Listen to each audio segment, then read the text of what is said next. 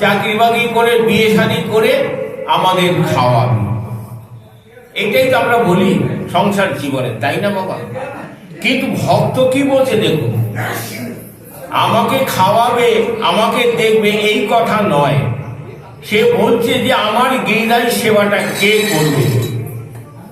তুমি পরপর 7টি সন্তান দিলে, নিয়ে চলে গেলে, কিন্তু এখন গিরিধারী সেবা তো আমি অপ্রাকৃত প্রাপ্ত হয়ে গেলে গিরিধারী সেবাটা অচল হয়ে যাবে। কিন্তু প্রভু কৃপা করে তুমি একটি ভক্ত সন্তান আমাকে দান করো। এইভাবে গিরিধারীর কাছে হাউ হাউ হাউ করে কাঁদছে কৃষ্ণমণ্ডল। হঠাৎ অষ্টম গর্ভে গর্ভবতী হলেন দুরিকা মা। সেই দুরিকা মা যখন গর্ভবতী হলেন, সেই গর্ভে একটি সন্তান হল।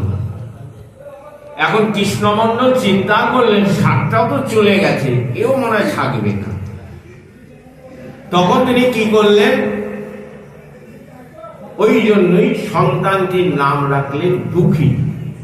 মানে দুঃখের দিনে এসো, তুমিও থাকবা না, আমাদের সেই দুঃখের সংসারে তুমি এসো, তুমি থাকবা না, এই জন্য নাম রাখলেন দুঃখী। এখন দুঃখী আস্তে আস্তে 5 বছর বয়স হয়ে গেল। তার সংস্কার করলেন কৃষ্ণমণ্ডল। সংস্কার করার পরে তখন কৃষ্ণমণ্ডল খুবই নিতান্তই গরিব ছিল, খুবই নিতান্ত, মানে ভিক্ষা করে তার গিরিধারী সেবা করত আর তারা প্রসাদ পেত।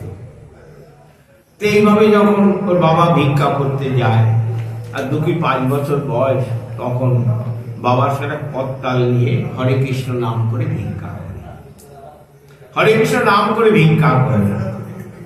এই করতে করতে কিছুদিন অতিবাহিত হয়ে গেল। হয়ে যাওয়ার পরে তখন হঠাৎ কৃষ্ণমণ্ডল দেহ ত্যাগ করলেন। কৃষ্ণমণ্ডল দেহ ত্যাগ করলেন। করার পরে দুঃখী হাউ হাউ করে করে কাঁদছে। কি কাঁদছে? যে প্রভু বাবা মরেছে এই বলে কাঁদছে না, বলছে কি প্রভু আমাকে একটি ভক্ত সঙ্গ হারা করে দিলে। বাবাকে ভক্তের সঙ্গে তুলনা করছে, যে আমাকে ভক্ত সঙ্গ হারা করে দিলে।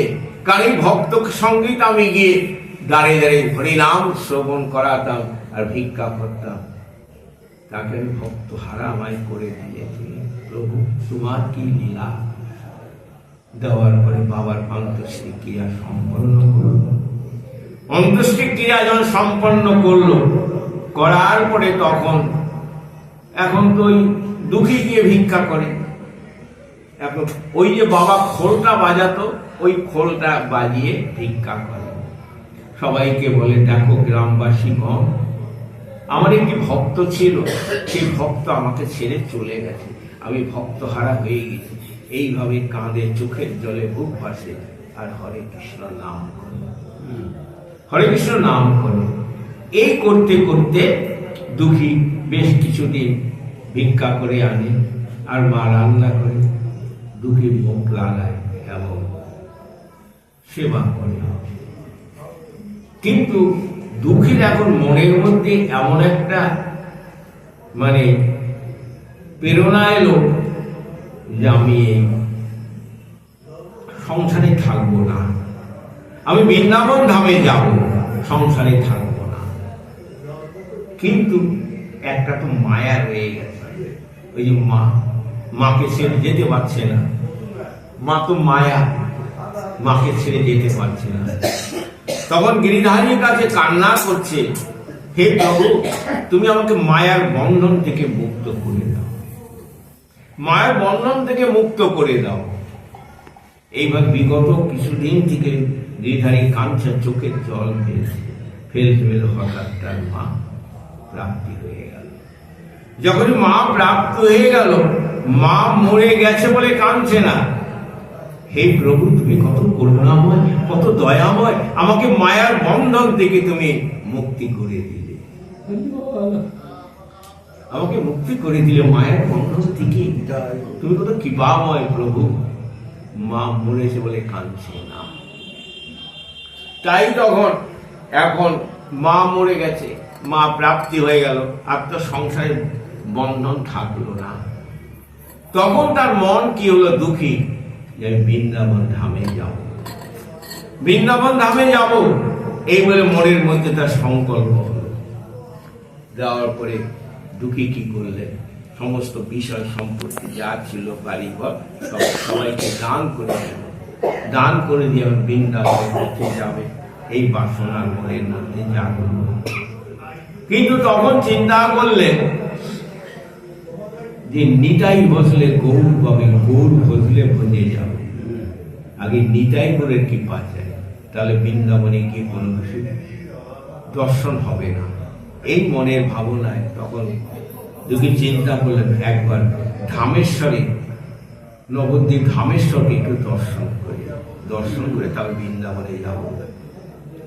ইতিমধ্যে খড়গপুর থেকে হাওড়া এসছে, হাওড়ার থেকে এখন নবদ্বীপে কাটোয়ার লোকাল ধরতে হবে, কাটোয়ার লোকালে চেপে এখন নবদ্বীপ নামবে।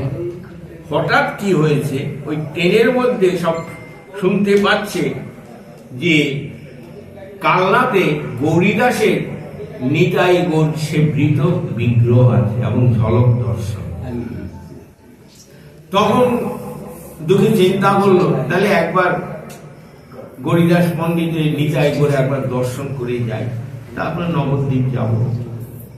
তারপরে কালনায় নামলো, গৌরীদাস পণ্ডিতের মন্দির, নিতাই গৌরের মন্দির উপস্থিত হলো।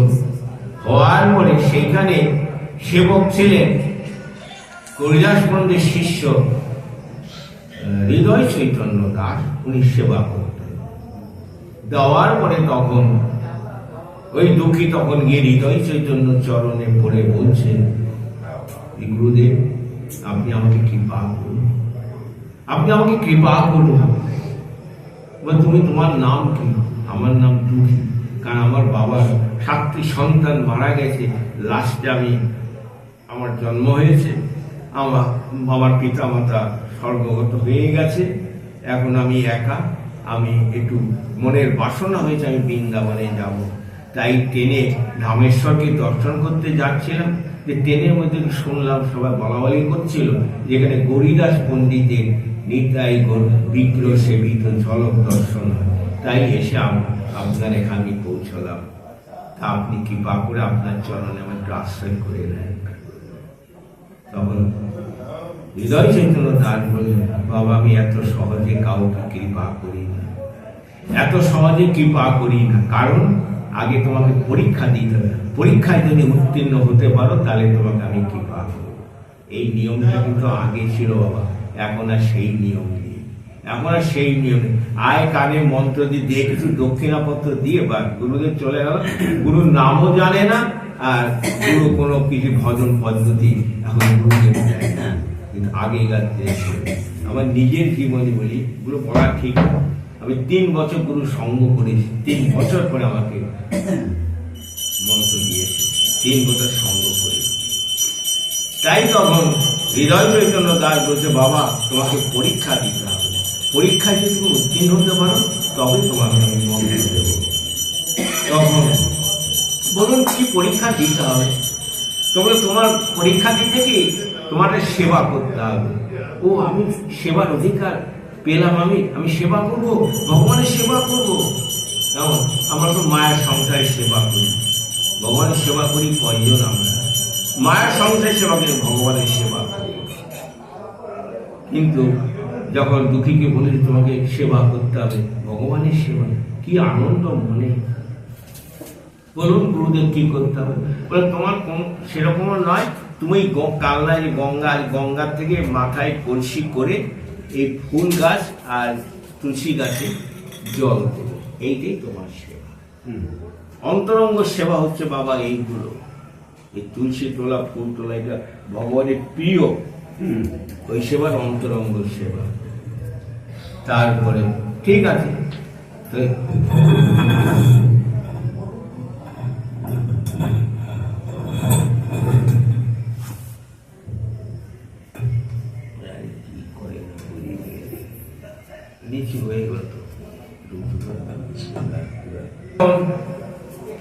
দুঃখী ওই মাটির কলসি দিয়েছে, মাটি কলসি করে জল আনতে আরম্ভ করেছে। তুলসী গাছে ফুল গাছে জল দেয়, দিতে দিতে ওই মাটির কলসি করে যখন মাথায় জল নিয়ে আসে, ওই মাটির কলসি ঘষায় ঘষায় মাথায় ঘা হয়ে গেছে, ঘা হয়ে গেছে। এবং ঘা হয়ে কি তাহলে পোকাও জন্মে গেছে। এখন তখন চিন্তা করছেন দুঃখী যে যদি গুরুদেব দেখে তাহলে আমাকে জল আনতে আর দেবে না, তাহলে কি হবে, আমি সেবার থেকে বঞ্চিত হয়ে যাব, সেবার থেকে বঞ্চিত হয়ে যাব আমি।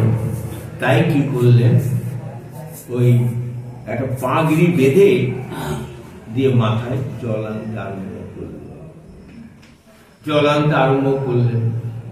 আনতে আনতে একদিন হৃদয় চৈতন্য দাস তখন দেখছে দূর থেকে দুঃখী মাথায় পাগড়ি বেঁধে জল আনছে। তখন বললে, দুঃখী তুমি এখন মাথায় পাগড়ি, আগে খালি মাথায় আনতা, এখন মাথায় পাগড়ি বেঁধে জল আনছো? হ্যাঁ, ভগবানের সেবা কষ্ট করে করতে হয়, সুখে সেবা হয় না, সুখে সেবা হয় না, কষ্ট করে ভগবানের সেবা করতে হয়। যাও তুমি পাগড়িটা খোলো। গুরুদেব, আমি খুলতে পারবো না, আমি খুলতে পারবো না, যদি খুলতে আপনি খুলে দিন। যখন এই হৃদয় চৈতন্য দাস পাগড়িটা খুললেন, খুলে দেখেন যে ভিতরে মাথায় ঘা হয়ে পোকা হয়ে গেছে। তখন হৃদয় চৈতন্য দাস বললেন, গুরুদেব বলছেন যে দুঃখী পিতা মাতাকে ছেড়ে আমার কাছে এসে, এখন তো আমি তোমার পিতা মাতা, তা তোমার মাথায় এত বড় ঘা হয়ে গেছে, পোকা হয়ে গেছে, আমাকে একটু জানালে না, আমি ডাক্তার কাছে ওষুধ এনে তোমাকে দিতাম। গুরুদেব, আপনি পারতেন ওষুধ এনে ঘা সেরে যেত, কিন্তু আমি তো সেবা থেকে বঞ্চিত হয়ে যেতাম। গুরুদেব, আমাকে তো আর জল আনতে দিতেন না, আমি সেবার থেকে বঞ্চিত হয়ে যেতাম। গুরুদেব, আমি সেই জন্য আমি আপনাকে বলি না, আপনি ওষুধ এনে দেবেন, আমার সুখ হবে, কিন্তু আমি ভগবানের সেবাটা করতে পারবো না। দেখুন, এই হচ্ছে আজকে শ্যামানন্দ প্রভু কেন আজকে রাধানে কি পাবে, দেখুন এই দৃষ্টান্তগুলো জানতে হবে। বলছেন আপনি আমার ওষুধ এনে দেবেন, আমার মাথার ঘা কমে যেত, আমার সুখ হতো, কিন্তু আপনি তো আমাকে জল আনতে বলতেন না, আমি সেবার থেকে তো বঞ্চিত হয়ে যেতাম, সেবার থেকে বঞ্চিত হয়ে যেতাম। তাই গুরুদেব আমি বলিনি আপনার, তাই তুমি সেবাকে এত সুন্দরভাবে মনে করেছ, যাও আজকেই তুমি গঙ্গায় স্নান, আজকে তোমাকে আমি দীক্ষা দেব। সেই দিন গিয়ে দীক্ষা দিলেন হৃদয় চৈতন্য দাস।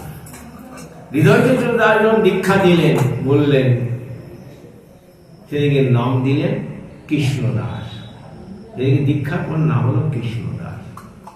কৃষ্ণদাস যখন নাম দিলেন, তখন হৃদয় চৈতন্য দাস গুরুদেব বলছেন, দুঃখী কৃষ্ণদাস, তোমাকে আর এই মন্দিরে সেবা করতে হবে, তুমি চলে যাও বৃন্দাবনে, শ্রীজীব গোস্বামীর কাছে যাও।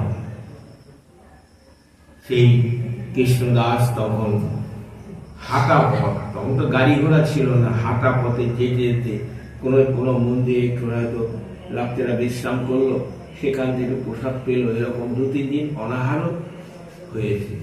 এই করতে করতে 6 মাস পরে গিয়ে বৃন্দাবনে পৌঁছল।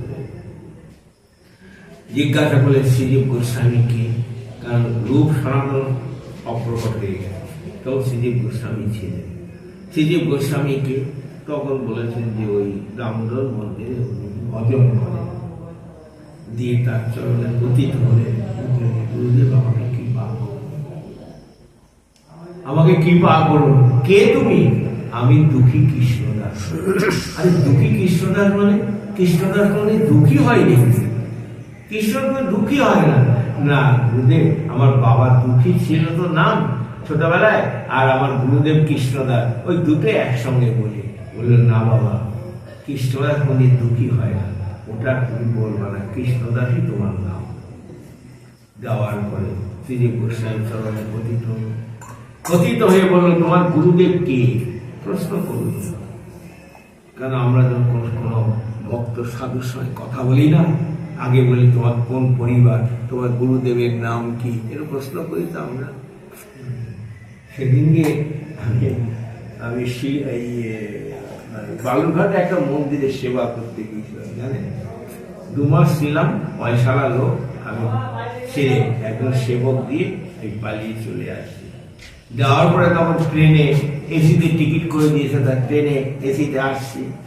আসার পরে একটি ভদ্রলোক আর একটি ভদ্রমহিলা বসে আছে, তার গলায় তুলসী মালা, কপালে তিলকের ফোঁটা আছে। তা আমার এখন এগুলো দেখলাম, আমার স্বভাব খারাপ, আমি জিজ্ঞাসা করি কিছু, কারণ জিজ্ঞাসা করি তোমার আপনি কোন পরিবার, এইটা আমি প্রশ্ন করি আগে। আপনি কোন পরিবার? পরিবার তো পাশে বসে আছে, পরিবার তো পাশে বসে আছে।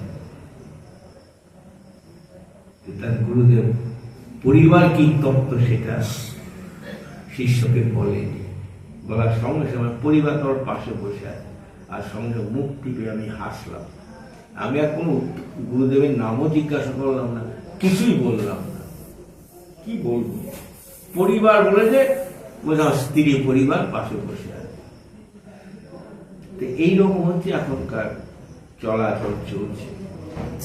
যাই হোক, তখন শ্রী গোস্বামী জিজ্ঞাসা করেছে যে কৃষ্ণদাস তোমার গুরুদেবকে? বলছে আমার গুরুদেব হৃদয় চৈতন্য দাস। কার না? গরিদাস পণ্ডিতের শিষ্য হৃদয় চৈতন্য দাস। হৃদয় চৈতন্য দাস বলার সঙ্গে শ্রী গোস্বামী একটু কেঁপে উঠেছে। তখন কৃষ্ণদাস বলছে, প্রভু আপনি আমার গুরুদেবের নাম শুনে কেঁপে উঠলেন কেন? বলে বসো, তোমার গুরুদেবের জীবনী একটি ঘটনা তোমাকে বলি। বলুন। ঘটনা বলি, শোনো। গরিদাস পণ্ডিতের শিষ্য হচ্ছে হৃদয় চৈতন্য দাস। এই হৃদয় চৈতন্য দাস একদিন গরিদাস পণ্ডিত শিষ্য মায়া লেগে গেছে, গুরুদেব আসছে না। আর সেই দিন যে হচ্ছে ওনার পরম গুরুদেবের তিরোভাব তিথি, পরম গুরুদেব তিরোভাব তিথি। এখন গুরুদেব তো আসছে না, পরম গুরু তিরোভাব তিথি তো করতে হবে। তো করেছে কি, ওই হৃদয় চৈতন্য দাস মন্দিরে করেনি, ওই গঙ্গার ধারে সবার কাছে ভিক্ষা টিক্ষা করে ওইখানে ভোগ লাগিয়ে তোমার বৈষ্ণব সেবা দিয়েছে। দেওয়ার পরে যখন দুপুরবেলা হরিদাস পণ্ডিত এসছে, এসে বলতে হৃদয় চৈতন্য দাস, বলছে বাবা হৃদয় চৈতন্য দাস তো আপনার পরম গুরুদেবের তিরোভাব তিথি, তো তাই এখন মন্দিরে গিয়ে দেখে নিতাই গুণ নেই। মন্দিরে গিয়ে দেখে নিতাই গুণ নেই, নিতাই গুণ কোথায় গেল? তখন হরিদাস পণ্ডিত শিষ্যরা বলেছে, তা তো বাবা বলতে পারবো না, বিগ্রহ তো ঘরে ছিল। বলছে না, আমি গিয়ে দেখি বিগ্রহ নেই, বিগ্রহ কোথায় গেল? তখন হৃদয় চৈতন্য কই? হৃদয় চৈতন্য গঙ্গার ধারে আপনার পরম গুরুদেবের উৎসব করছে। সঙ্গে সঙ্গে হরিদাস পণ্ডিত একটা লাঠি নিয়ে, আজকে আমি শিষ্যকে শিক্ষা দেবো, আমি না আসতে সে গুরুদেবের উৎসব আরম্ভ করে দিয়েছে। এই যখন দৌড়িয়ে গেছে গঙ্গার ধারে, গিয়ে হরিদাস পণ্ডিত কি দেখছে, হৃদয় চৈতন্যর বুকে নিতাই গৌর নৃত্য করছে। জয় জয় শ্রীরাম। নিতাই গৌর নৃত্য করছে তার বক্ষে, হৃদয় চৈতন্য বক্ষে নিতাই গৌর নৃত্য করছে। তখন হরিদাস পণ্ডিত জড়িয়ে ধরলে, বাবা আমি বুঝতে পারিনি, তোমার ভক্তি যে কত বুঝতে পারিনি। আজকে তোমার ভক্তিতে আমার মন্দির থেকে নিতাই গৌর তোমার এখানে এসে সেবা করতে এসছে। সঙ্গে সঙ্গে গুরুদেব জড়িয়ে ধরল শিষ্য। ওই সেই দিনকে থেকে নাম হলো, আগে ছিল চৈতন্য দাস, ওই হৃদয় চৈতন্য হলো সেই দিনকে থেকে হৃদয় চৈতন্য নাম হলো। হৃদয় নিতাই গৌর নেচেছে, সেই হৃদয় চৈতন্য দাস নাম হলো। শ্রী গোস্বামী এই ঘটনাটা কৃষ্ণদাসকে শোনাবেন। দেওয়ার পরে এখন কৃষ্ণদাস শ্রী গোস্বামীকে ভক্তি তত্ত্ব, সাধন পদ্ধতি সমস্ত কিছু আস্তে আস্তে শিক্ষা করতে আরম্ভ করলেন। শিক্ষা করতে আরম্ভ করলেন, করার পরে কিছুদিন প্রায় অনেক শাস্ত্র জ্ঞান হয়ে গেল বা শিক্ষা হয়ে গেল। তখন হওয়ার পরে তখন শ্রী গোস্বামী বলছেন যে কৃষ্ণদাস, তোমাকে একটা বৃন্দাবনের সেবা করতে হবে। যেই শুনেছে কৃষ্ণদাসের মনে কত আনন্দ, আরে আজকে আমি বৃন্দাবনে এসছি, আজকে বৃন্দাবন রাধা গোবিন্দের সেবার অধিকার পেলাম। কার কৃপায়? আমার গুরুদেবের কৃপায়। আজকে দেখুন আমি 20 বছর বৃন্দাবনে আছি, একমাত্র আমার গুরুর কৃপাতে আজকে সংসার ছেড়ে 20 বছর বৃন্দাবনে আছে, একমাত্র আমার গুরুর কৃপায়। তাই তখন বলল যে কৃষ্ণদাস, তোমাকে একটা সেবা করতে হবে। বলুন গুরুদেব, কি সেবা করতে হবে? বলে তোমার কোনো সেবা নয়, সাধারণ একটা সেবা। বলুন, আপনি যা বলুন আমি সেবা করবো। আমার কত আনন্দ জানেন, আমি বৃন্দাবনে রাধা গোবিন্দের সেবা করতে পারবো, যে অধিকারটা পেলাম, এটাই তো ভাগ্যবান।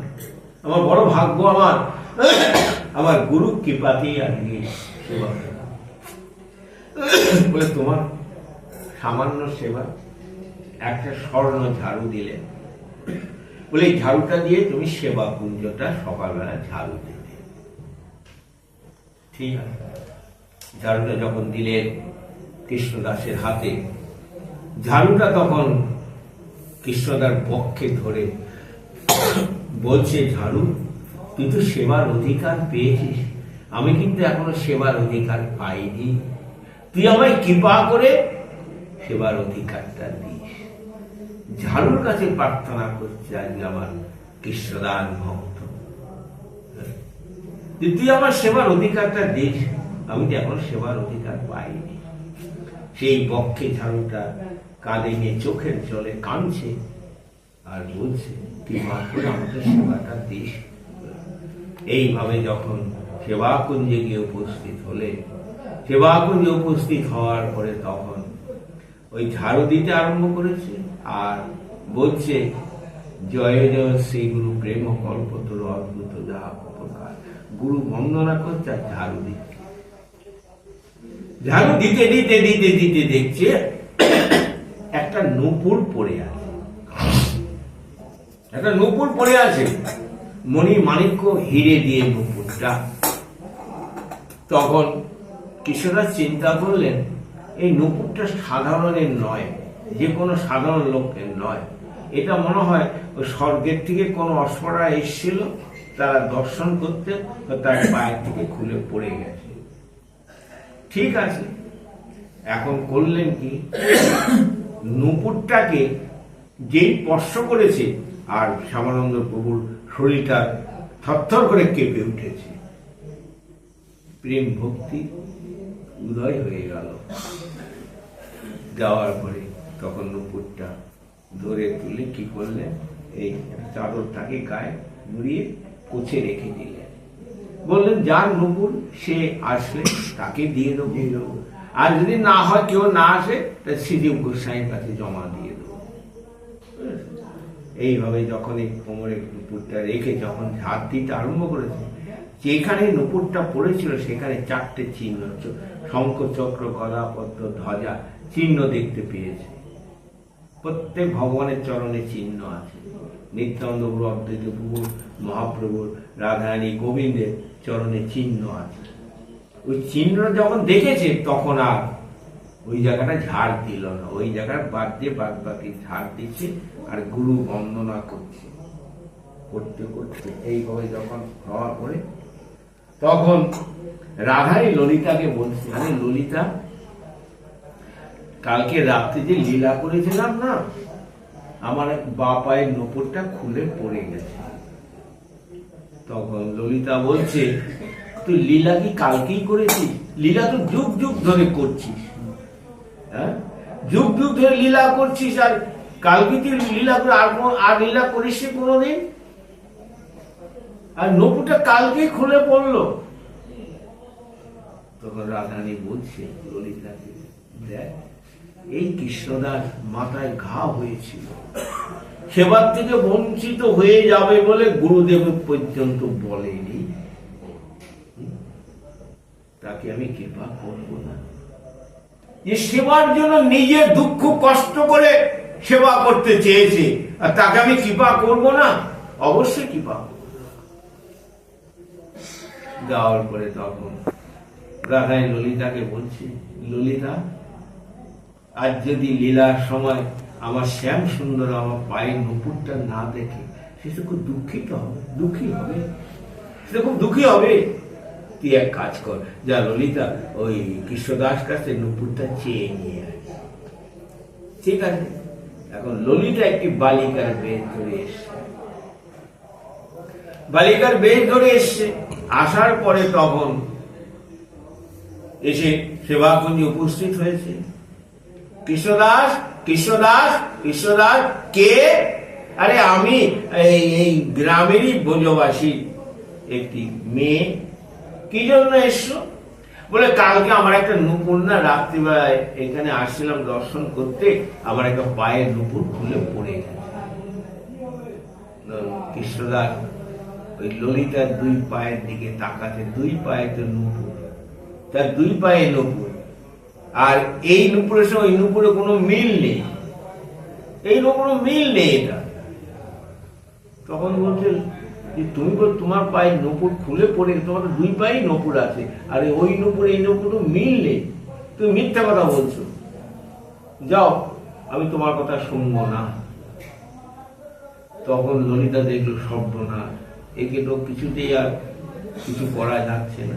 পরক্ষণেই বলল, ও কৃষ্ণদাস, আমার ভুল হয়ে গেছে, কালকে আমার সখীর নুপুরটা পড়ে গেছে। এতক্ষণ বলে আমার নপুর, আবার একটু পরে বলতে সখীর নপুর। আমি তোমার কোনো কথা বিশ্বাস করি না, যার নপুর সে আসবে, তাকে পড়িয়ে দেবো। ললিতা চলে গেল রাধার কাছে। রাধে, তুই কৃষ্ণদাসকে যত সহজ মনে করিস, কৃষ্ণদাস কিন্তু তত সহজ নয়, কারণ কৃষ্ণ ভক্ত বড় চালাক। কৃষ্ণ ভক্ত যারা হয় তারা বড় চালাক, এত সহজ নয়। তখন রাধাই বলল, তাহলে কি করবো বল? আজকে যখন লীলা করতে যাবো, যদি আমার চরণে নতুন না দেখে দুঃখিত হয়ে যাবে।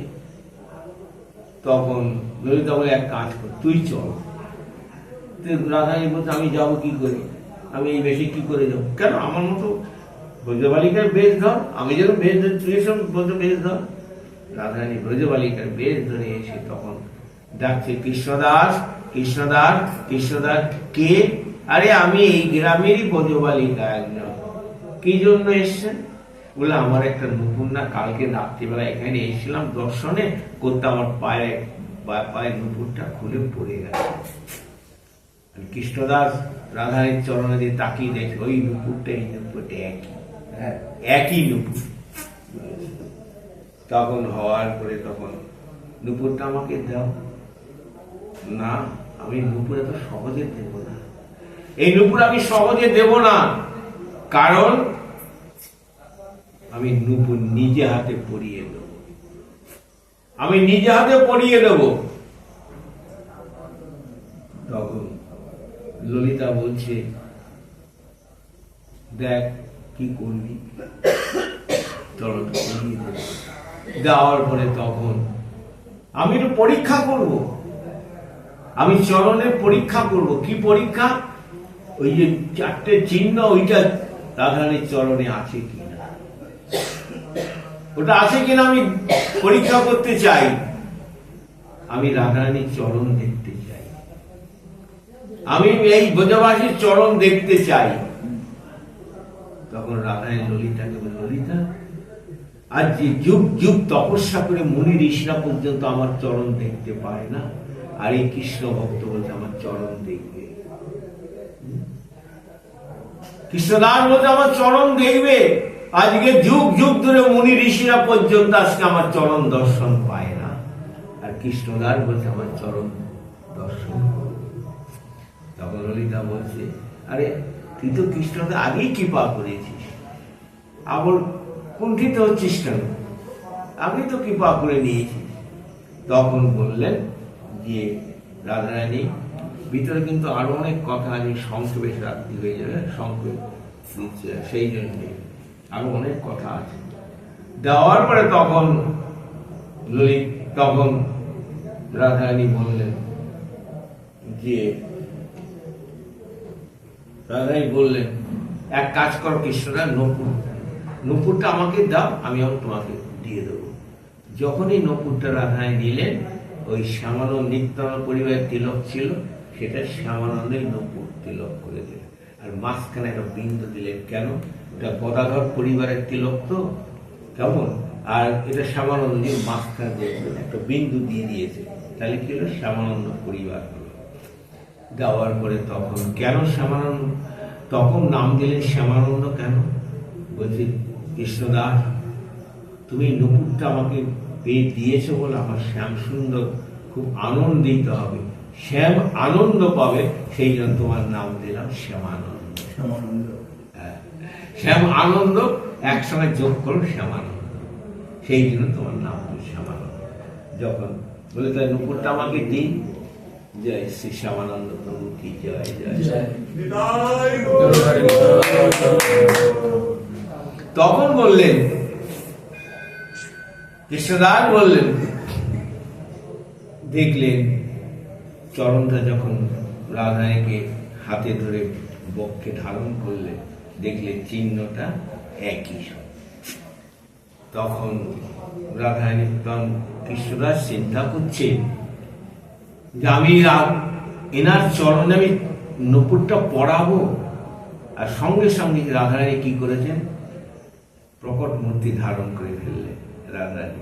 প্রকট মূর্তি যখন ধারণ করলেন রাধারানী, আর ললিতা প্রকট মূর্তি ধারণ করে ফেললেন, তখন চিন্তা করলেন এই রাধারানীর চরণে যে নূপুর পরাবো, চরণটা রাখবো কোথায়? চরণটা রাখবো কোথায়? মাটিতে রেখে তো নূপুরটা পরানো যাবে না, একটা সোনার পাত্র দরকার হবে। হ্যাঁ, সোনার পাত্র ছাড়া রাধারানীর চরণ নূপুর পরানো যাবে, মাটিতে পরানো যাবে না। তখন কৃষ্ণদাস চিন্তা করছে, আমি সোনার পাত্র পাবো কোথায়? আমার সোনার পাত্র কোথায়? আমি কোথায় পাবো রাধারানীর চরণের নূপুরটা পরাবো? পাশে ললিতা বলছে, কেন তোমার পাত্র নেই? বলছে, না, আমার তো সোনার পাত্র নেই। রাধারানীর তো মাটি থেকে তো পরানো যাবে না, সোনার পাত্র দরকার। তোমার সোনার পাত্র নেই? না, কেন? আছে। কোথায়? এই যে বক্ষ হৃদয় মন্দির, এটাই তো তোমার পাত্র। এই হৃদয় মন্দির তো পাত্র। আজকে আমাদের গোবিন্দ যে আমাদের পরমাণু স্বরূপ আমাদের অন্তরে আছে, যে কোথায় আছে? এই হৃদয় মন্দিরে আছে। আমরা বলছি না, বৈষ্ণব হৃদয় আমার সতত বিশ্রাম, গোবিন্দ কহে বাবা বৈষ্ণব পরাণ। ভগবান কি বলছে? আমি দেবালয় থাকি না, বৈকুণ্ঠে থাকি না, আমি থাকি কোথায়? এই বৈষ্ণবের হৃদয়ে আমি থাকি, আমার হৃদয় বাস করছে। বলছে না, বৈষ্ণবের হৃদয় সতত বিশ্রাম, গোবিন্দ কহে বাবা বৈষ্ণব পরাণ। আমার হৃদয় বৈষ্ণব হৃদয়। তখন ললিতা বলছে, হৃদয় মন্দির তোমার সিংহাসন নেই, হৃদয় মন্দিরে রেখে এই তো তোমার তো সোনার পাত্র রয়েছে। কারণ গুরুদেব যখন দীক্ষা দেওয়া হয়, আপনাকে একটা পাত্র তৈরি হয়ে যায় আপনার ভিতরে। গুরুদেব দীক্ষা দেওয়ার পর একটা পাত্র তৈরি হয়ে যায় আপনার ভিতরে। বলে, তোমার তো পাত্র আছে। হৃদয় ধরে যখন চরণ ধরে হৃদয় ধারণ করলেন কৃষ্ণদাস, শ্যামানন্দ ধারণ করলেন, আর চোখের জল হাউ হাউ করে কাঁদতে কাঁদতে চোখের জল পেলে রাধারের চরণ ধৌত করে রাধে, তোমার চরণে এত শান্তি, এত আনন্দ, এত ভালোবাসা আমি এতদিন বুঝতে পারি। এই কথাটা কিন্তু গোবিন্দ বলেছিল, অন্য বাখ্যানে আছে, এখন সেটা বলবো না। তাই যখন নূপুর পরিয়ে দিলেন, চোখের জলে চরণ ধৌত করলেন, নূপুরটা পরিয়ে দিলেন, হ্যাঁ রাধে তুমি কত কৃপাময়, কত দয়াময় রাধে, জয় জয় শ্রী রাধে। রাধে বলে হাউ হাউ করে কাঁদতে আরম্ভ করেছে। কাঁদতে আরম্ভ করে তখন শ্যামানন্দ প্রভু বলছে, রাধে তোমাকে আমি একা দেখতে চাই না, আমি তোমার যুগল মূর্তি দর্শন করব। এখন ললিতা বলছে, কৃপা যখন করেছি একবার দর্শন করিয়ে দে। তখন রাধারানী বলে, এক কাজ, তুমি চোখটা বোঝো। যে শ্যামানন্দ চোখ বুঝলেন, সঙ্গে সঙ্গে যুগল মূর্তি দর্শন দিলেন। জয় জয় শ্রী রাধে। যুগল মূর্তি দর্শন দিলেন। আমরাও যুগল মূর্তি দর্শন করছি। যুগল মূর্তি দর্শন দেওয়ার পরে তখন বললেন যে, শ্যামানন্দ এক কাজ কর, তুমি চোখ বোঝো, আমরা নিত্যধামে চলে যাই। যেই চোখ বুঝলে নিত্যধামে চলে গেলেন। দেওয়ার পরে শ্যামানন্দ প্রভু কি করলেন, এসে শ্রীজীব গোস্বামীর কাছে বলছেন যে, প্রভু আজকে আমি নূপুর পেয়েছিলাম একটা রাধারানীর। তখন শ্যামানন্দ প্রভু বললেন যে, দেখো তোমায় কিছু বলতে হবে না, আমি এখানে ভজনে বসে সব আমি দেখতে পেয়েছি। আমি এখানে ভজনে তোমার কি ঘটনা কি হয়েছে সব আমি এখানে ভজনে বসে দেখতে পেয়েছি, তোমাকে আর আমাকে বলতে হবে না। কারণ এর একটি দৃষ্টান্ত দেখুন, সুন্দর দৃষ্টান্ত আছে বলে দিই আপনাদের। শ্রীনিবাস আচার্য পুরো নাম শুনেছেন, মহাপুর দ্বিতীয় কলেবর। শ্রীনিবাস আচার্য পুরো মহাপুর দ্বিতীয় কলেবর, তাই না? নিত্যানন্দ প্রভুর দ্বিতীয় কলেবর নরোত্তম ঠাকুর মশাই, আর অদ্বৈত দ্বিতীয় কলেবর শ্যামানন্দ প্রভু দ্বিতীয় কলেবর। আচ্ছা, শ্রীনিবাস আচার্য প্রভু একদিন জাজি গ্রামে, ওনার জন্ম হচ্ছে চাকুন্ডি গ্রামে, কাটোয়ার থেকে যেতে হয়। তো যখন ওনার বাবা চৈতন্য দাস বাবা যখন প্রাপ্তি হয়ে যায়, তখন ওরা মা আর উনি ছিলেন। তখন এই যে জাজিগ্রাম, এটা হচ্ছে মায়ের বাপের বাড়ি। জাজিগ্রাম এটা মায়ের বাপের বাড়ি। তাই তখন কি করলেন, ওর দাদু বাবা মরে যাওয়ার পরও তার মেয়েকে আর ওই আচার্য প্রভুকে নিয়ে আসলেন জাজিগ্রামে। এখানে তিনি বড় হলেন এবং সেবা সবকিছু করতে আরম্ভ করলেন। যাওয়ার পরে তখন শ্রীজীব আচার্য প্রভু একদিন ঘরে ভজন করতে বসে গেছে। ভজন করতে বসছে এবং দরজা জানলা সব বন্ধ করে দিয়ে। ভজনটা বাবা প্রকাশ্যে হয় না। ভজন করতে গেলে আপনার নিরিবিলি বসে অন্ধকারে ভজন করতে হবে। লোকালে ভজন করলে আপনার মনটা তো লোকের দিকে যাবে, আমরা ভজনটা আসবে করছি, চঞ্চল হয়ে যায়। হ্যাঁ, চঞ্চল হয়ে যায়। হ্যাঁ, কারণ যখন আপনি ভজন করবেন, ভজনের সঙ্গে সঙ্গে আপনার নিত্য লীলাগুলো আপনার চোখের সামনে ভেসে আসবে, সেই লীলাগুলো ভাঙবে। কিন্তু আপনি যে মনটা অন্যদিকে, সেই লীলাগুলো তো আপনার সামনে দেখতে পাবেন না। এই জন্য ভজন হচ্ছে নির্বিঘ্নে অন্ধকারে এক আসনে বসে এক মনে করতে হয়। তাই শ্রীনিবাস আচার্য প্রভু যখন ভজন করতে সেই ঘরে বসলেন, দরজাগুলা বন্ধ করে দিয়ে, কেমন এখন হয়েছে কি 3 দিন অতিবাহিত হয়ে গেছে, শ্রীনিবাস আচার্য প্রভু ঘর থেকে বেরিয়ে আসছেন না। এখন তার শিষ্যরা খুব চিন্তায়িত হয়ে গেলেন, আরে গুরুদেব 3 দিন ভজন করতে বসছে, এখনো বেরোচ্ছেন না, 3 দিন আহার করছেন কি, কিছু তো বুঝতে পারছি না, আর উনি প্রাপ্তি হলো কিনা তাও তো কিছু বোঝা যাচ্ছে না, কেমন? তখন শিষ্যরা মনে করলেন যদি দরজাটা ভাঙি কি করি, তাহলে গুরুদেব ভজনে থাকলে আমাদের অপরাধ হয়ে যাবে। তাই সঙ্গে রামচন্দ্র কবিরাজের অন্তরঙ্গ শিষ্য হচ্ছে রামচন্দ্র কবিরাজ শ্রীলাচার্যের। গুরুদেবের কিন্তু দুটো ভাগ আছে, একটা অন্তর একটা বহিরঙ্গ। সব শিষ্যের সঙ্গে কিন্তু গুরুদেব এক ভাব নয়, কেমন? যেরকম আপনার মহাপ্রভু রায় রামানুজ স্বরূপের সঙ্গে যেটা রস আস্বাদন করতেন, কিন্তু অন্য ভক্তের করতেন নাম সংকীর্তন। স্বরূপ দামোদরের রস আস্বাদন করতেন, কিন্তু অন্য ভক্তদের সঙ্গে করতেন নাম সংকীর্তন। গুরুদেবের 2 রকম শিষ্য আছে। তাই তখন রামচন্দ্র কবিরাজের কাছে তার গুরু ভাইরা চলে গেল। গুরু ভাইরা গিয়ে বলছে, দাদা এরকম আমাদের গুরুদেব প্রভু এরকম ঘরে ভজন করতে বসে 3 দিন অতিবাহিত হয়ে গেল, এখনো ঘর থেকে বেরোচ্ছেন না, এখন 3 দিন কিছু আহারও করলেন না, এখন প্রাপ্তি হয়ে যায় কি হয়ে বুঝতে পারছি না, এখন দরজাটা আমি খুলি, যদি ভজনে থাকলে আমাদের অপরাধ হয়ে যাবে, দাদা আপনি একটু আসুন না।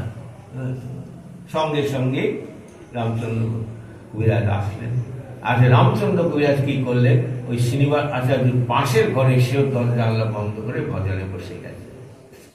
ভজনে বসে গিয়ে দেখে শ্রীনিবাস আচার্য বৃন্দাবনে চলে গেছে। এই দেহটা পড়ে থাকে, এই দেহটা পড়ে থাকে, আত্মাটা সেখানে গিয়ে নূতন দেহ ধারণ করে।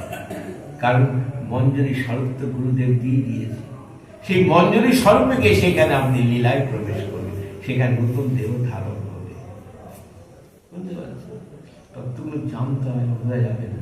সেখানে মঞ্জুরি স্বরূপ তো দিয়েছে, ওই স্বরূপে সেখানে গিয়ে সেই সেবার অধিকার হলে আপনি নতুন দেহ ধারণ করবেন। দেওয়ার পরে রামচন্দ্র কবিরাজ সেখানে চলে গেছে, সেও সেখানে চলে, শিবরাচার্য চলে, রামচন্দ্র দুজনেই চলে গেছে। এখন রাধার নাকের নলকটা যমুনায় জল কেলি করতে করতে পড়ে গেছে। পড়ে যাওয়ার পরে তখন শ্রীবাস আচার্য প্রভু খুঁজে পাচ্ছে না। কেন?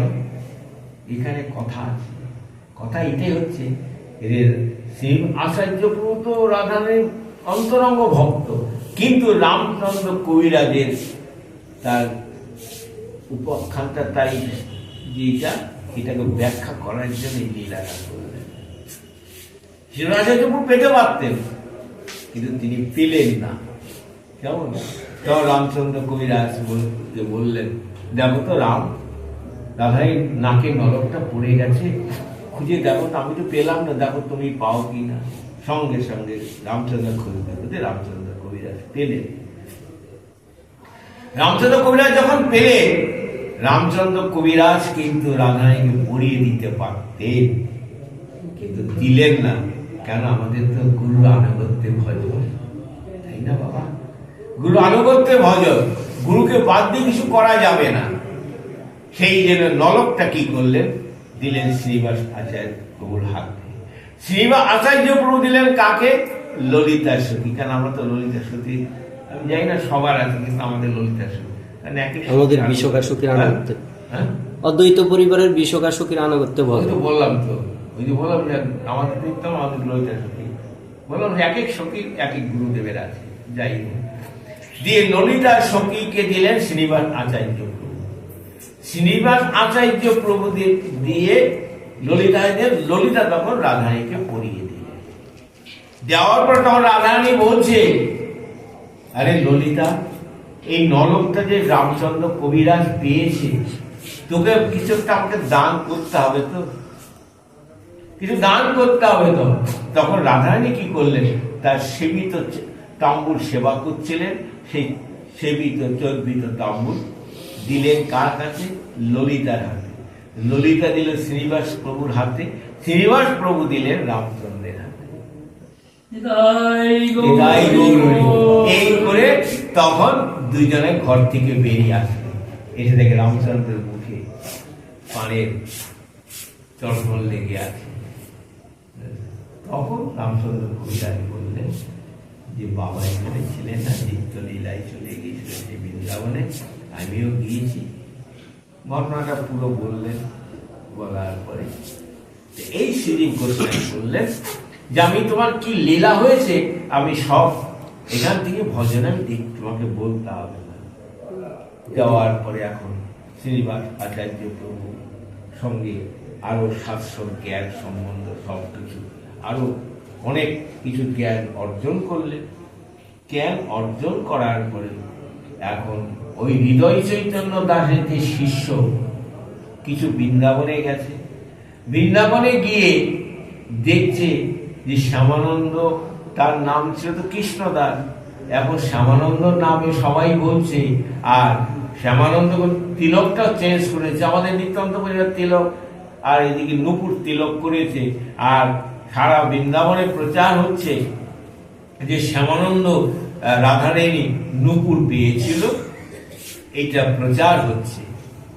সঙ্গে সঙ্গে ওই শিষ্যরা শুনে সঙ্গে হৃদয় চৈতন্য গুরুদেবের কাছে কাল্লা এসে বলছে, বাবা আপনার সেই যে কৃষ্ণদাস না, তার নাম এখন এখন কৃষ্ণদাস না, এখন শ্যামানন্দ প্রভু হয়েছে।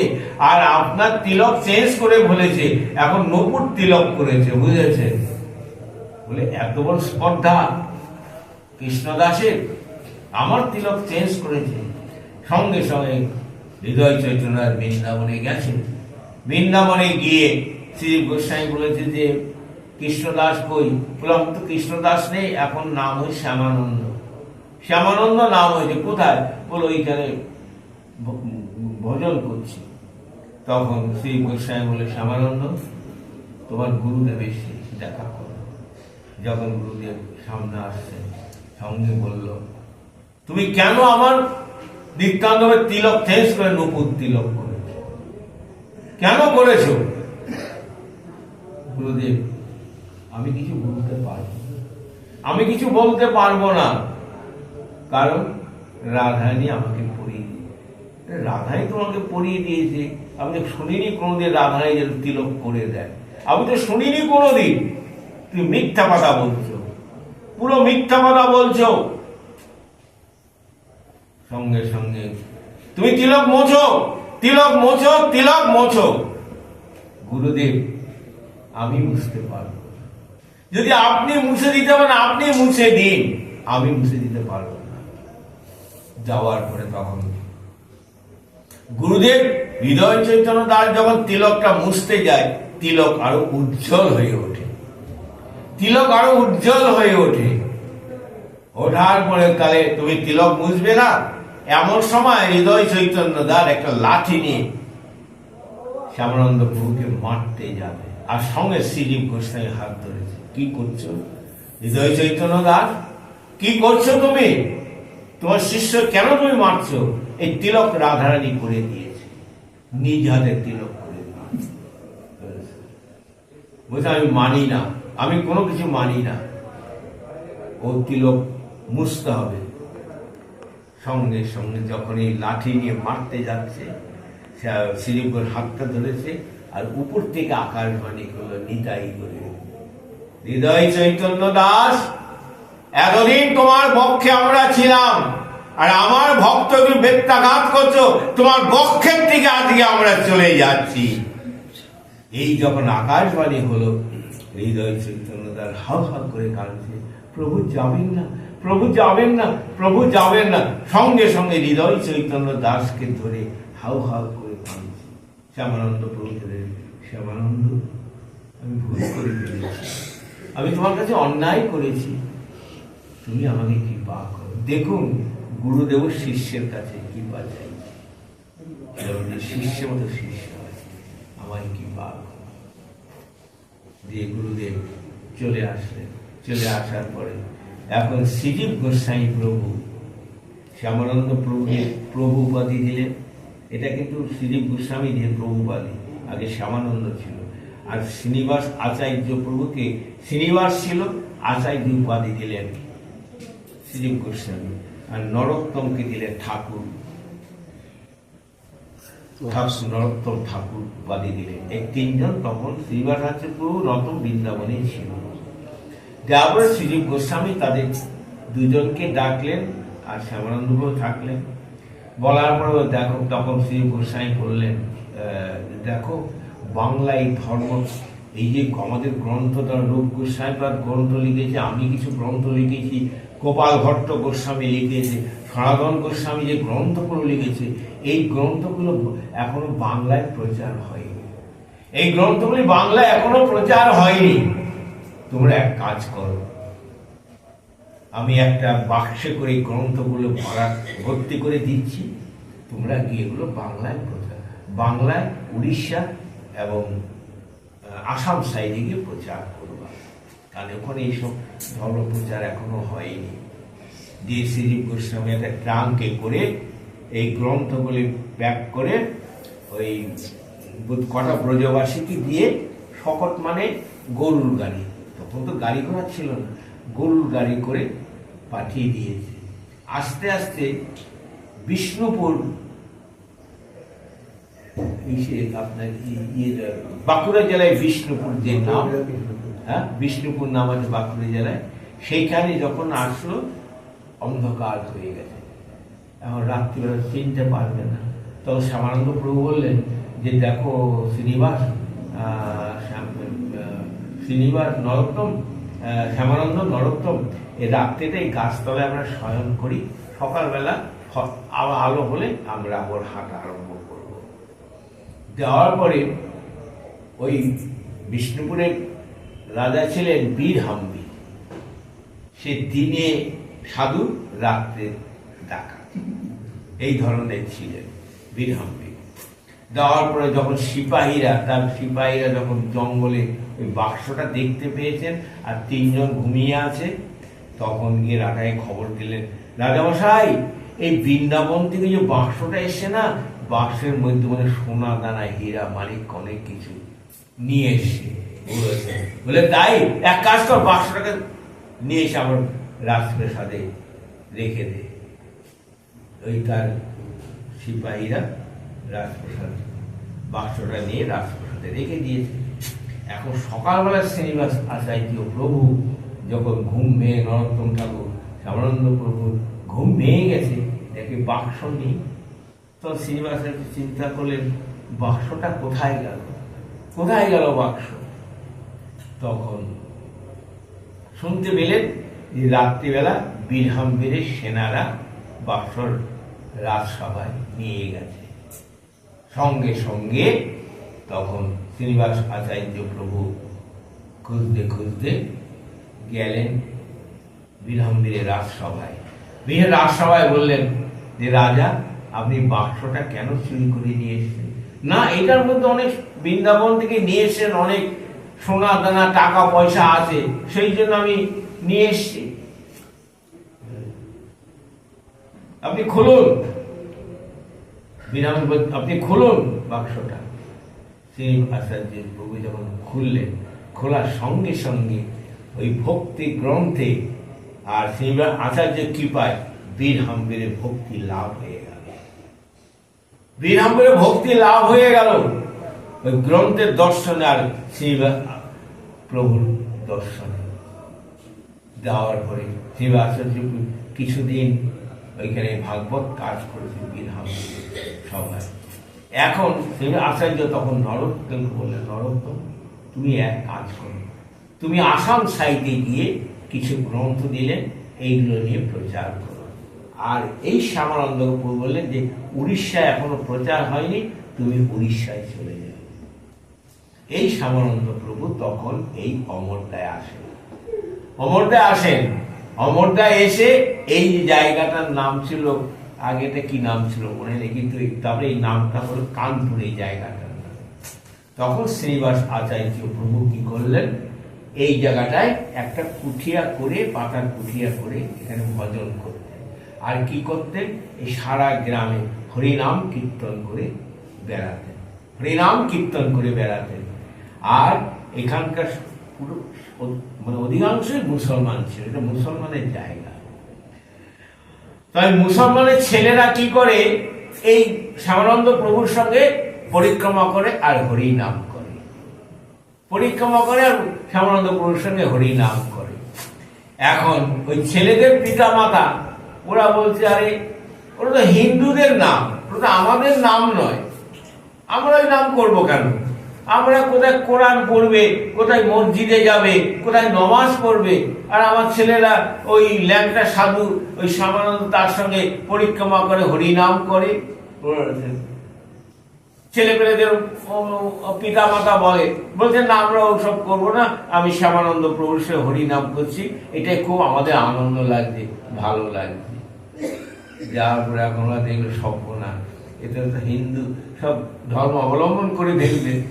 সঙ্গে সঙ্গে কি করলেন, ওদের এখানে একটা মৌলভী সাহেব ছিলেন, মৌলভী সাহেবের কাছে গেলেন যে, হুজুর, এই যে আমাদের ছেলেপেলেরা ওই যে ওইখানে কানপুরে একটা পাতার কুঠিয়া করে এক ল্যাংটা সাধু এসে সে হরিনাম করে, আর নগর ঘুরে ঘুরে হরিনাম করে, আমাদের ছেলেপেলে দেখেন তার সঙ্গে হরিনাম করছে, এরা এখন নমাজও পড়ে না, মসজিদও যায় না, কিছুই করে না, আমাদের ধর্ম পালন করে না। আপনি বিচার করে দেখুন তো কি করা যাবে, দেখুন তো। তখন মৌলভী সাহেব বললেন, ঠিক আছে, আমি তোমাদের দেখছি, আমি কত বড় ওনার ক্ষমতা, কত বড় পাওয়ার ওনার, আমি এবার পরীক্ষা করব। তখন বলই সাহেব একটা বাঘে করে আসছে শ্যামানন্দ প্রভুর সঙ্গে দেখা করতে। শ্যামানন্দ প্রভু যে খবর দিলেন, তার ভক্তরা, তখন তিনি শিষ্য করেন, ভক্তরা, বাবা ওই যে